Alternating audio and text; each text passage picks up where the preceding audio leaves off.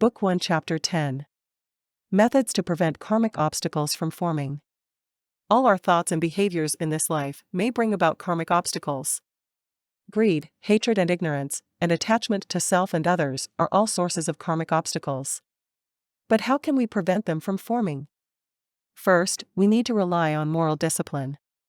That is to change our shortcomings, habits, temperament and to rid ourselves of greed and hatred. Humans have a wide array of habits and temperaments.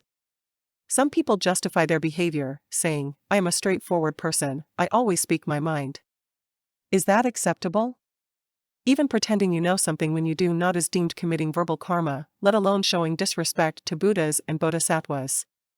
If you do not make any changes nor morally discipline yourself and continue to drink and consume meat, how could you cultivate your mind? Moral discipline forms the foundation of the Buddhist teachings of morality, precepts, concentration and wisdom. Only when we change and discipline ourselves can we reduce the formation of karmic obstacles and maintain concentration so that we can resist temptations and shun ignorance, and then develop wisdom. After taking action to overcome our major shortcomings, the next step is to battle against selfish thoughts in an instant, which is a high level of practice. This is a saying in Buddhism which means that while our malicious thoughts or negative intentions are still in the subconscious mind, we should have an instant realization that they are unwholesome and nip them in the bud before they form. Through this method, we can prevent karmic obstacles from forming. Conversely, should we allow these thoughts to lead us by the nose, malicious thoughts will then take shape, resulting in the formation of karmic obstacles.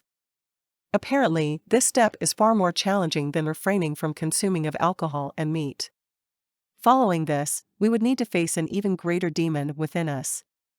It is brought about by our karmic obstacles, which also serves to perpetuate more major karmic obstacles. It is exclusive to a highly cultivated person. Only by facing it, seeing through it and becoming enlightened, can we bring our inner demon to an end. Needless to say, to see through the nature of things is not simple. It encompasses very advanced cultivation philosophy, such as getting rid of attachment to self and others, eliminating attachment to forms, and seeing that all sentient beings are equal, etc. However, we can't resolve our problems simply through learning theory. To illustrate, when one sees a beautiful young lady, an ordinary person will admire her superficial beauty and her outward appearance. However, for one with a certain level of spiritual practice, they would see this physical body as a sack of skin. There is neither attachment nor grasping to forms.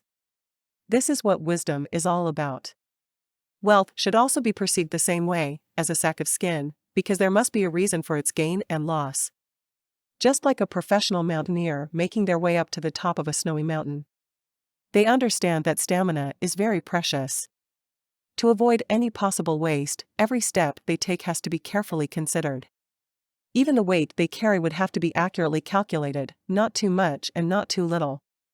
At the same, they are fully aware that before nightfall or before an oncoming snowstorm, they will have to make their way to a safe campsite. At this moment, if they see the rest of the group taking the wrong route, some enjoying the scenery, others chasing after antelopes, then they will urge them not to waste their energy anymore and to embark on the correct route instead. After all, the antelopes will not be able to save their lives should a snowstorm hit. This underlines the significance of being able to see through the nature of things. To have this ability, one must have wisdom, which needs to be cultivated through moral discipline and concentration. The second tool to prevent karmic obstacles from forming is to possess gratitude. Gratitude here does not simply refer to a state of mind, but also a tool, a Buddhist practice. With humanity strong of desires, 7 emotions and 6 sensory pleasures, every passion and desire forms karmic obstacles which can only be prevented through gratitude. Gratitude is the only emotional response that is able to prevent the formation of karmic obstacles. It is an effective weapon against greed, hatred and ignorance. As you gradually adopt gratitude in dealing with the people and matter around you, your karmic obstacles will be reduced.